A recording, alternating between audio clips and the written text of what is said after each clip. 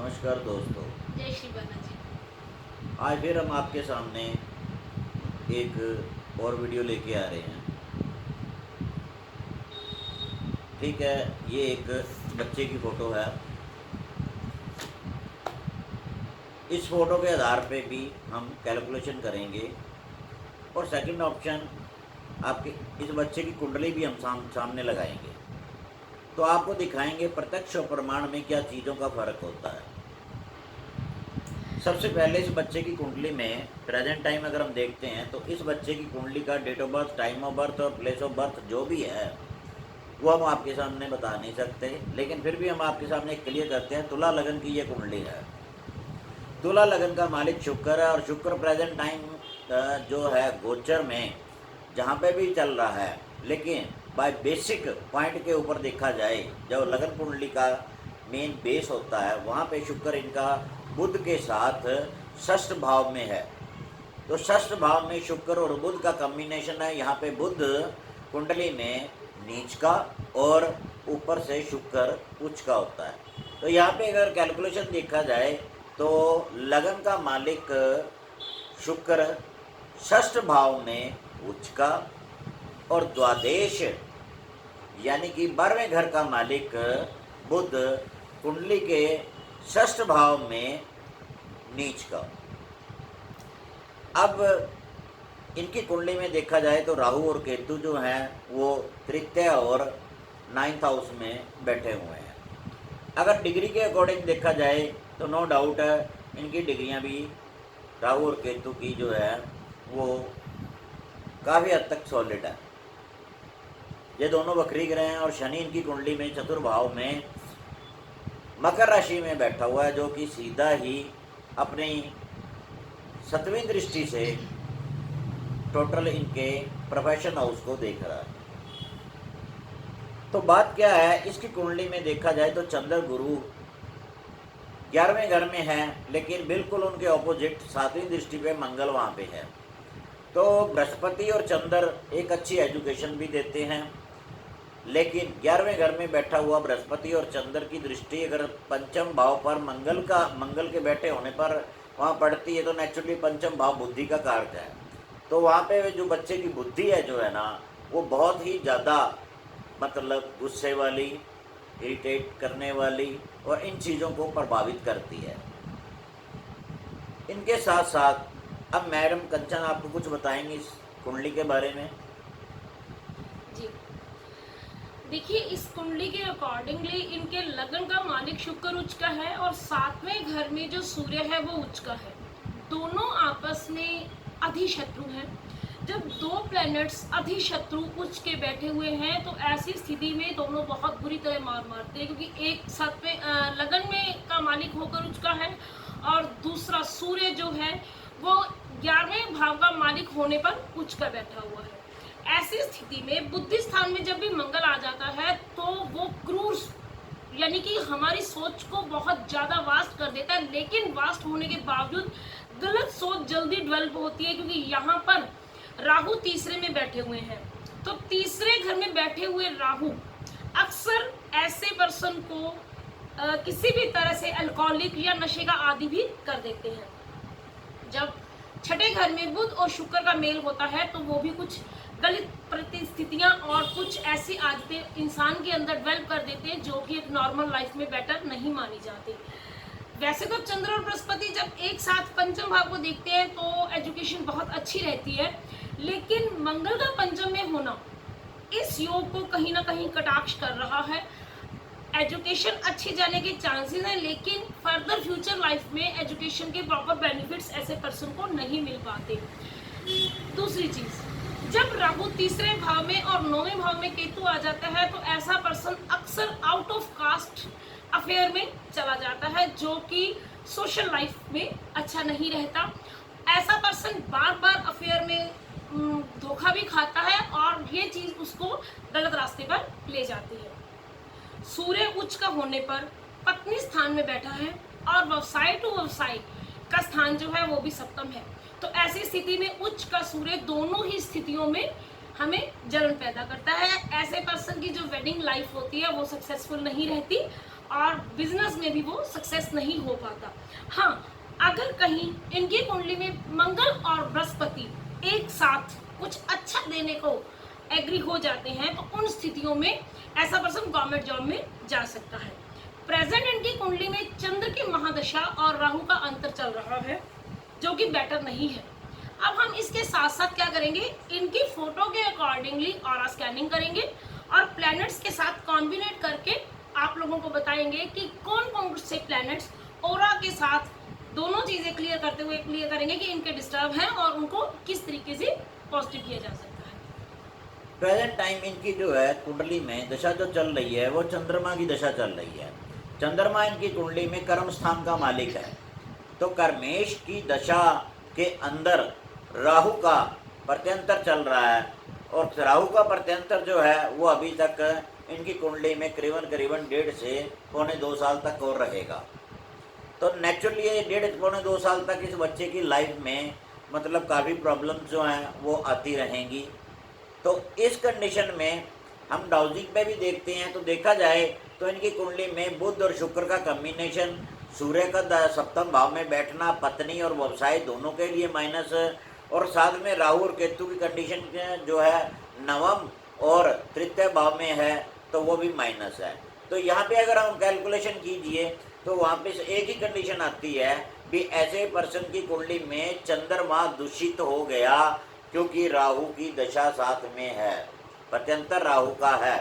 और साथ में कंडीशन क्या बनी, बुध और शुक्र दोनों उच्च और नीच के षष्ठ भाव में होने से शुक्र अपनी क्वालिटी बहुत ज़्यादा दिखाता है, लेकिन बुध जो है ना वो बंदिश पैदा करता है। ऐसा इंसान किसी के नीचे बैठ के काम नहीं कर सकता, तो नेचुरली ऐसा आदमी फ्री रहने की जो है ना नीति में रहता है और जल्दी ही अमीर होने की स्थितियाँ पैदा करता है। तो यहाँ पे देखा जाए तो इनका बुध के साथ राहु केतु और राहु केतु के साथ शनि ये 3 प्लैनेट जो हैं मतलब ये माइनस कर रहे हैं। राहु और केतु का कॉम्बिनेशन मानते हैं। बुध की कंडीशन जो है वो नीच की है, उसको एक कॉम्बिनेशन मानते हैं क्योंकि वो 12th हाउस का मालिक है। और साथ में शनि जो है, शनि और मंगल द्विद्वादश योग में है इनकी कुंडली में, क्योंकि शनि चौथे है और मंगल 5वें है तो नेचुरली द्विद्वादश योग हुआ। तो द्विद्वादश योग में यहाँ पे शनि अपनी नकारात्मक राशि के 10वें भाव में है, जिसकी पूर्ण तीसरी दृष्टि बुध और शुक्र पर, 7वीं दृष्टि उसके कारोबार पर और 10वीं दृष्टि उसके लगन पर पड़ रही है। तो नेचुरली यह बुद्धि में एक वलीनता पैदा कर देता है। तो बुद्धि स्थान में बैठा हुआ मंगल जो कि बुद्धि का कारक बनता है प्लेनेट, वो शनि है। तो मंगल वहाँ पे गुस्से की नीति को पैदा कर देता है। तो यहाँ पे हम एक नोट कर लेते हैं आपके सामने भी, शायद आप कहो कि ये बातें ऐसी होती हैं। तो इसमें हम एक ही चीज़ क्लियर करते हैं, यहाँ पे इनका बुध डिस्टर्ब है। दूसरी कंडीशन इनके मंगल और शनि का द्विद्वादश होने की वजह से मंगल और शनि डिस्टर्ब है। तीसरा, चंद्र में राहु की दशा होने की वजह से प्रेजेंट टाइम इनके राहु और केतु की कंडीशन जो है वो माइनस है। और लगन में बैठा हुआ सूर्य बहुत ज़्यादा जलन पेट से दिमाग तक पहुंचाता है। तो इस कंडीशन में भी जो है ना आदमी का गुस्सा पता नहीं किस लेवल पे पहुंचता है, वो किसी की बात नहीं सुन सकता। और पराशर नियम के अनुसार 10वें से 10वें भाव का जो मालिक बन रहा है वो मंगल बन रहा है और उसमें सूर्य साथ में है।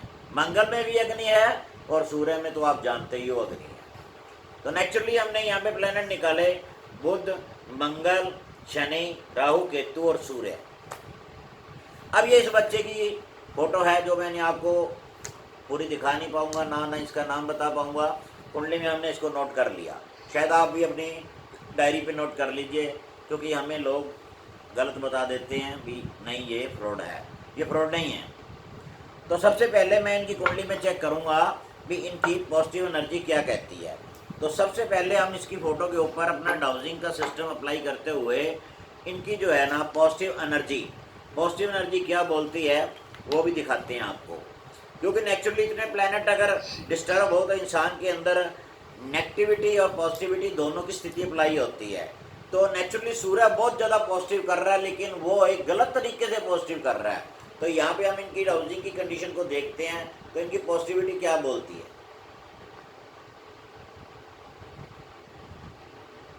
ये देखिए इनकी पॉजिटिव सिस्टम टोटल नेगेटिव जा रहा है। अगर पॉजिटिव नेगेटिव जा रहा है तो इंसान की ऑरा भी नहीं है, क्योंकि जिस इंसान के पास बिजनेस नहीं है, वैल्यू नहीं है, उसी कोई बात मानता नहीं है, वो गुस्से में रहता है, ठीक है ना जी, किसी के नीचे काम नहीं कर सकता, तो उसकी ऑरा भी जो है ना वो डिस्टर्ब हो जाती है। और ऑरा का मेन कारक जो है कुंडली में सूर्य माना जाता है, और सूर्य को हमने आपको पहले ही बताया कि वो निगलेक्ट कंडीशन में है, लेकिन उसके पास खुद की पावर जो है वो गलत है। क्योंकि कई बार क्या होता है, इंसान के पास पावर होती है, लेकिन वो पावर अगर गलत हो तो वो इंसान उस चीज़ के यूजेस को गलत इस्तेमाल में करते हुए अपना नुकसान करता है। तो यहाँ पे इनकी ऑरा देखिए, तो ऑरा भी टोटल जो है ना इनकी नेगेटिव ही जा रही है, ठीक है ना जी। तो यहाँ पे इनकी ऑरा भी माइनस हो गई और इनकी पॉजिटिविटी कंडीशन भी माइनस हो गई है। तो मैं आपको पहले स्पष्ट कर दूं कि जब भी स्कैनर लेफ्ट में घूमता है तो जिस चीज़ को हम लोग टैली कर रहे हैं वो नेगेटिव है, और जब भी स्कैनर लेफ्ट में जाएगा तो वो चीज़ नेगेटिव है। हमने सबसे पहले टैली करा इनकी पॉजिटिव एनर्जी, जो कि हमें इसने लेफ्ट में टर्न करा। तो लेफ्ट में टर्न करने का मीनिंग है कि इनकी पॉजिटिव एनर्जी टोटल नेगेटिव जा चुकी है, यानी इनके अंदर पॉजिटिव एनर्जी नहीं है। सेकंड में हमने टैली करा इनकी ऑरा, जो कि सूर्य के इज इक्वल है। तो ऑरा का टैली करते वक्त भी स्कैनर टोटली लेफ्ट में मूव हुआ, इसका मतलब इनकी ऑरा भी टोटली नेगेटिव है। अब इनके अंदर नेगेटिव एनर्जी कितनी है हम वो भी देखते हैं। तो नेगेटिव का सैंपल लगाते हैं यहाँ पे हम। तो नेगेटिव के सैंपल में ये नेगेटिव सैंपल है, तो नेगेटिव सैंपल है तो नेचुरली अगर इनकी पॉजिटिव एनर्जी हमारे लेफ्ट में जा रही है ना, तो इनकी नेगेटिव सैंपल की एनर्जी जो है ना वो हमारे राइट में जाएगी। तो पहले ये डाउजर इधर गया था, अब आप देखोगे खुद भी ये डाउजर किस तरफ जाता है, क्योंकि हम आपको क्लियर करके दिखाएंगे। ये नहीं कि पहले बोल दिया अभी हाँ जी ये इस तरफ जाएगा या उस तरफ, क्योंकि डाउजिंग एक फ्रीक्वेंसी पर चलने वाली चीज है और आप इसको खुद देख सकते हो। ये देखिए, तो इसकी नेगेटिव एनर्जी इधर से बढ़ रही है, अगर पॉजिटिव लगाएंगे तो इधर जा रही है, ठीक है ना जी। तो पॉजिटिव भी नेगेटिव जा रही है और नेगेटिव जो है ना वो बहुत ज़्यादा पॉजिटिव जा रही है। अब आप बताओ भी अगर नेगेटिव नेगेटिव में जा रही है और पॉजिटिव पॉजिटिव में जा रही है, सॉरी नेगेटिव बहुत ज़्यादा पॉजिटिव में जा रही है और पॉजिटिव वाली बहुत ज़्यादा नेगेटिव में जा रही है, तो इस इंसान के अंदर नेगेटिविटी कितनी ज़्यादा होगी ये आप खुद जानते हैं। दूसरी कंडीशन आ जाती है, मैंने आपको बताया था इनका सूर्य डिस्टर्ब है। तो यहाँ पे हम अब सैंपल टेस्ट करेंगे इनके सूर्य का। तो सूर्य क्या कहता है, क्योंकि हमने कागज पे लिखा हुआ है, पहले आपको लिख के बताया, ठीक है ना जी। अब हम इसका सैंपल प्रत्यक्ष आपके सामने रखते हैं। तो ये सन का सैंपल है सूर्य का। तो सूर्य की कंडीशन इनकी कुंडली में हम शो कर रहे हैं कि उसके पास पावर बहुत है, लेकिन वो एक नेगेटिव जोन में है। लेकिन हमारा डाउजर क्या कहता है, कुंडली में चलो हमने बता दिया, लेकिन हमारा डाउजर क्या कहता है वो भी हम आपको दिखाते हैं।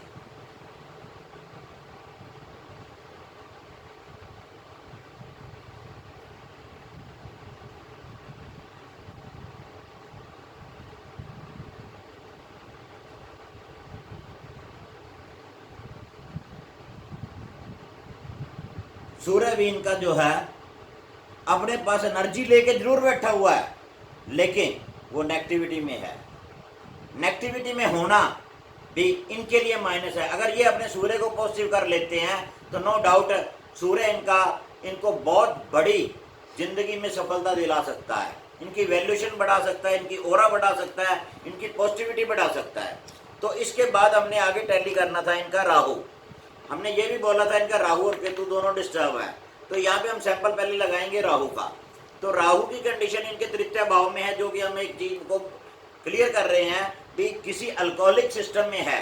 तो राहु अगर माइनस है तो वहां पे क्या कंडीशन होती है। अब राहु की पिक्चर में आपको क्लियर कर दूं, अगर राहु इनका माइनस में है तो नेचुरली वो इनको किसी अल्कोहलिक सिस्टम में रखते हैं। तो ये आपके डाउजिंग के ऊपर देखते हैं, ये देखिए ये हमारे राइट में गया। तो राहु की नेगेटिविटी कितनी ज़्यादा है, क्योंकि राहु एक माइनस प्लैनेट है, तो ये हमारे राइट में गया। तो राहु की स्थिति जो है ना इनकी बहुत ज़्यादा नेगेटिव कंडीशन में है, ये फास्ट में जा रहा है। उसकी वजह से हम ये आपको क्लियर कर देते हैं भी राहु तृतीय हाउस में इनके बैठा हुआ है कुंडली में, तो नेचुरली वो भी जो है ना एक माइनस जोन में है। इसके बाद हम इनका टैली करते हैं बुध। बुध बुद्धि का कारक होता है। और इनके द्वादश का स्वामी भी है, और ये अपने लगन के प्लेनेट शुक्र के साथ, उच्च के शुक्र के साथ मीन राशि में षष्ठ भाव में बैठा हुआ है, और षष्ठ भाव में बैठा हुआ बुध खुराफाती दिमाग का इंसान बन जाता है। तो नेचुरली उसकी सोच गलत जाती है। शारीरिक में जो रोग, कर्ज और शत्रुता की स्थिति पैदा होती है वो खुद शरीर से भी पैदा हो जाती है। इंसान अपनी जिंदगी में जो है ना, अपने खुद के लड़ने के तरीके को गलत समझने शुरू कर देता है, दुनिया से अपना मेल नहीं बनाता। तो यहाँ पे भी क्या है, इनकी बुध की कंडीशन को भी हम टैली करते हैं। षष्ठ भाव में बैठा हुआ बुध, प्रेजेंट टाइम ये बच्चा यंग है, लेकिन आगे अगर इसकी उम्र बढ़ती है तो नेचुरली है बुद्धि बहुत जरूरी है, और बिन बुद्धि के इंसान जिंदगी में कुछ भी नहीं कर सकता। तो यहाँ पे भी हम ये चीज चेक करते हैं। ये देखिए, ये आप देख रहे हो बुध इनका माइनस में जा रहा है, तो नेचुरली है बुध भी डिस्टर्ब की कंडीशन में आ गया। लास्ट प्लेनेट हमने बताया था मंगल। मंगल की कंडीशन इनके अंदर कितनी ज्यादा पूरी पावर को स्ट्रॉन्ग करती है, लेकिन बुध और मंगल का द्विद्वादश है, बुध और शुक्र का द्विद्वादश है, मंगल और शनि का द्विद्वादश योग बना हुआ है इनकी कुंडली में। तो नेचुरली शनि भी माइनस जोन में है और मंगल भी। तो यहाँ पे आपको मैं एक चीज दिखाता हूँ, इनकी कुंडली में मास यानी कि मंगल जो है वो बहुत ज्यादा एनर्जी लेके बैठा हुआ है, मतलब किसी की बात ना सुनना, खुद के ऊपर स्टैंड लेना। तो मंगल की पॉजिटिविटी एक गलत काम के लिए जो है ना इनके अंदर बहुत ज्यादा फैली हुई है। तो वही चीज हम यहाँ पे देखते हैं। तो मंगल की कंडीशन ये देखिए, ये मंगल इनकी कुंडली में जो है ना आपको बता देगा। ये देखिए, ये मंगल धीरे धीरे धीरे धीरे, ये देखिए ये डाउजिंग में मंगल माइनस में ही जा रहा है। तो नेचुरली है ये ओपन भी हो रहा है और माइनस में भी जा रहा है। तो इसमें कोई ऐसी कंडीशन नहीं है भी, अगर कोई कहे भी हमने जो है इसको क्या कहते हैं भी सेटिंग करके रखा है, ये हाथ की कलाकारी है। सर अगर हाथ की कलाकारी है तो आप इस चीज को मैं प्रूव करने के साथ कहता हूँ, ओरा स्कैनर नाम से आप YouTube पर रिसर्च कीजिए और वहां पे देखिए भी इस चीज को हम तो क्या फॉरनर भी बहुत ज्यादा अप्लाई कर रहे हैं इस वक्त। तो नेचुरली है ये देखिए, फिर मैं दोबारा आपको दिखा देता हूं।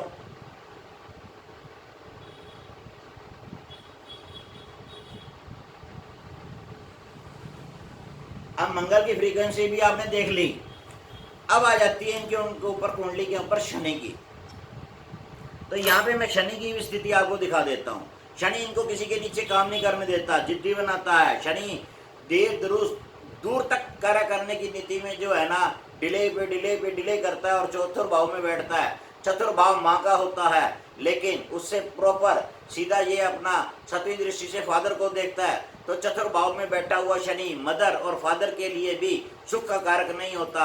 तो नेचुरली बच्चे की परेशानी की वजह से माता पिता भी परेशान रहते हैं। तो नेचुरली बच्चे आगे अगर सोसाइटी सिस्टम और या वो गलत तरीके से या वो काम नहीं कर रहा और वो प्रॉपर एज में है, तो नेचुरली मैरिज की एज में भी है, तो वहाँ पे भी इसके लिए प्रॉब्लम ही है। पेरेंट्स के लिए भी प्रॉब्लम है और इसके लिए भी है। तो यहाँ पे आप देख सकते हो, ये देखिए शनि बहुत फास्ट माइनस जा रहा है। तो यहाँ पे मैंने इन चीज़ों को अप्लाई किया।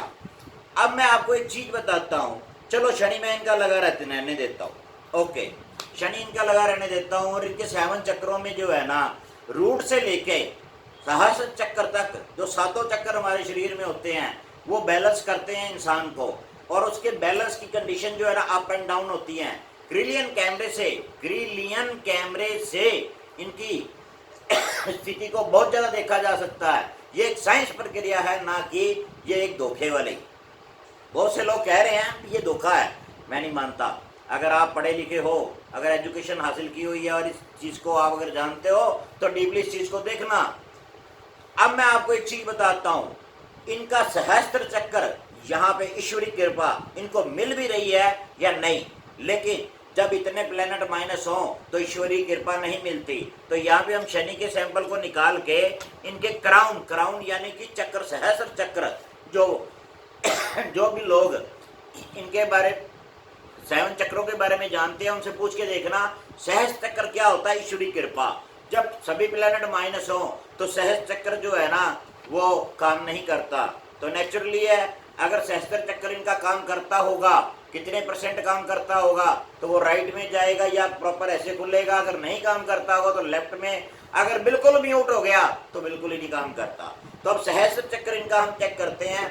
सहस्त्र चक्र हजारों पंखुड़ियों से बना हुआ एक ईश्वरी कृपा का कारक है। तो हमने इनकी कुंडली में देखा, ठीक है ना जी। तो ये आप खुद देख सकते हो, इनका सहस्त्र चक्र बिल्कुल माइनस में और बहुत ज्यादा जबरदस्त माइनस में है। अब इनका सहस्त्र चक्र यानी कि ईश्वरी कृपा हमें चाहिए, क्योंकि इनके 9th हाउस में केतु बैठा हुआ है। केतु किस्मत का कारक है। क्यों? क्योंकि किस्मत हाउस में बैठा हुआ है और केतु किस्मत बनने नहीं दे रहा। तो सहस्त्र चक्र को अब मैं कैसे उठाता हूं इनको, आपको वो भी एक चीज दिखाता हूं मैं। तो इनकी ये स्थिति है। तो यहाँ पे जो है ना, मैंने इनके ये सैंपल यहाँ रखा और इस चीज को मैंने थोड़ा सा साइड पे रख दिया। अब सहस्त्र चक्र को उठाने के लिए हमें जो है ना, क्राउन ऑयल कई जड़ी बूटियों से बनता है, इसको इनिशियल ऑयल्स भी कहते हैं। तो नेचुरली ये सहस्त्र चक्र है। तो मैंने आपको आगे भी बताया था मैं ये सहस्त्र चक्र का ऑयल ये आपके सामने है, ठीक है ना जी। मैंने सारा जो ऑयल है जितना भी लगा सकता हूँ, थोड़ा सा लगाना होता है नामात्र, तो मैंने इनके फोटो के सिर के ऊपर जो है ना लगा दिया, क्योंकि सहस्त्र चक्र यहाँ पे होता है, चोटी के पास होता है। तो मैंने इनके सिर के ऊपर लगा दिया और लगाने के बाद यही सहस्त्र चक्र का ऑयल मैंने इनके सैंपल के तौर पे यहाँ पे रखा। तो नेचुरली इनकी फ्रीक्वेंसी में सहस्त्र चक्र की स्थिति जो है वो सामने आनी शुरू हो जाएगी। इसमें आदमी को थोड़ा सा टाइम लगता है। तो नेचुरली ये टाइम में क्या होता है भी, जितना ज़्यादा माइनस होगा उतना टाइम लगाने में बढ़ेगा। ये फोटो के ऊपर थेरेपी है। अगर ये पर्सन खुद लगाता है तो विद इन 2 and 3 सेकेंड से लेके 1 मिनट में ये अपने सहस्त्र चक्र को खोल सकता है। तो कैसे खुलता है, अब आपको मैं ये चीज़ और भी दिखाता हूँ। ये सहस्त्र चक्र का ही सैंपल लगा हुआ है। तो हमने सहस्त्र चक्र भी इनके ऑयल इनके सिर पे लगा दिया और साथ में सहस्त्र चक्र का जो सैंपल है, जो इनिशियल ऑयल है, वो साथ में रख दिया। अब देखते हैं भी इनका सहस्त्र चक्र जो है वो क्या बोलता है। अभी आपने देखा भी बहुत माइनस में जा रहा था, तो हम देखते हैं भी ये क्या कहता है। ये देखिए, सहस्त्र चक्र राइट में जाना शुरू कर दिया। आप कहोगे ये एक मतलब जो है इन्होंने काम किया, ये देखिए फिर जा रहा है। अब मैं कंचन जी से बोलूँ, ये देखिए ये अपने ओपन हो रहा है। ये कितना ओपन हो गया, ये देखिए। ये कोई मतलब कलाकारी नहीं है, ये सहस्त्र चक्र ओपन हो रहा है क्योंकि इनको डोज ज़्यादा मिल गई है। तो प्रेजेंट टाइम मैं कंचन जी से कहूँगा भी जो इनका सैंपल रखा हुआ है सहस्त्र चक्र का, वो एक बार उठा दें। तो उठाने के बाद आप खुद देखोगे, क्योंकि मैंने इनके सिर पे लगाया था और उसकी वहाँ तरह कम थी, तो ये बंद हो गया। अब फिर मैं कंचन जी से कहूँगा ये सहस्त्र चक्र का ऑयल इनके वही सैंपल के ऊपर रखें। तो सैंपल के ऊपर के रखने के बाद आपको पिक्चर क्लियर हो जाएगी। ये देखिए ये अपने आप भाग पड़ा और नेचुरली ये देखिए प्रॉपर राइट में गया। तो यहाँ पे सहस्त्र चक्र यानी किस्मत को खोलना जरूरी है। बिना किस्मत के इंसान जिंदगी में तरक्की नहीं कर सकता। तो ऐसी ही चीज़ों से हम टैली करके इनके पेरेंट्स को कुछ और बताएंगे। ये वीडियो आप तक पहुँचाना बस सिर्फ हमारा एक मकसद था भी ये चीज़ गलत नहीं है। डाउजिंग में ये हजारों वर्ष पुरानी एक कला है। ये विश्वकर्मा के समय की कला है, जब हमारे विश्वकर्मा, वास्तु के विश्वकर्मा जिसको बोलते हैं हम, देवता के अनुसार जो दीपावली से दूसरे दिन जो है पूजे जाते हैं। हर मिस्त्री को पता होता है भी विश्वकर्मा की पूजा करनी है। तो नेचुरली ये भी हमारे लिए जो है विश्वकर्मा का वरदान है। तो साइंस में कोई भी काम हो ये एक विश्वकर्मा का वरदान होता है। तो हर चीज़ का इलाज हो सकता है। मैं आपकी मोबाइल, आपके फिजिकली सिस्टम में आपकी ओरा, आपके क्रिलिन कैमरे से, क्रिलिन कैमरे की मेरी कॉस्ट है 25,000 रुपये। मैं आपके आजू बाजू दिखा सकता हूँ भी आपकी ओरा के कितने पॉइंट्स चल रहे हैं।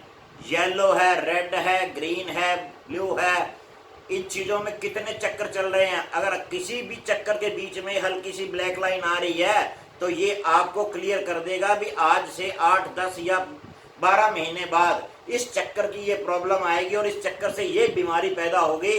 तो बीमारी भी एडवांस में बताई जा सकती है 8-10 महीने पहले। और सोचिए सर, अगर मान लीजिए आपको पता चल जाए भी मेरी किडनी में, मेरे हार्ट में, मेरे ब्रेन में आज से 10 साल बाद या 2 साल बाद या 3 साल बाद प्रॉब्लम आने वाली है तो आप अभी से अपने आप को सिक्योर कर सकते हो। हमारी रिक्वेस्ट सिर्फ उन लोगों से है जो इस चीज़ के बारे में नहीं जानते। वो जब तक, एक छोटी सी रिक्वेस्ट है कि आप एक एजुकेटेड पर्सन हैं, जब तक किसी चीज़ के बारे में आप नॉलेज नहीं रखते तो उसके ऊपर किसी भी तरह से कमेंटिंग करना आपके लिए गलत है। पहले उस चीज़ को परखो, समझो, जानो, then you can talk. Sir अगर नॉलेज हो, ज्ञान हो तो बात कीजिए, अदरवाइज अपने खुद का और हमारा समय वेस्ट मत कीजिए। ये एक ऐसी कला है, एस्ट्रोलॉजी, क्या आप इस एस्ट्रोलॉजी को झुठला सकते हो? ये हजारों वर्ष पुराना वेद है। मेरी फेसबुक पे जाके देख लेना, आपको पता चल जाएगा। यज्ञ करने से भी इंसान का शरीर स्वस्थ होता है, यज्ञ करने से वायुमंडल दुरुस्त होता है, यज्ञ करने से इंसान की मनोवृत्ति अच्छी होती है, बच्चों में अच्छे संस्कार आते हैं। अगर डीपली कभी मेरी पूरी वेबसाइट, मेरी पूरी फेसबुक को 2011 में मैंने शुरू की थी, तब से लेके आज तक आप सारा स्टडी कर लेना सर, उसके बाद फिर कभी कमेंट्स करना तो आपको हर कमेंट्स का जवाब मिल जाएगा। प्रिय मित्रों, फिर मिलूंगा मैं। जय श्री बालाजी।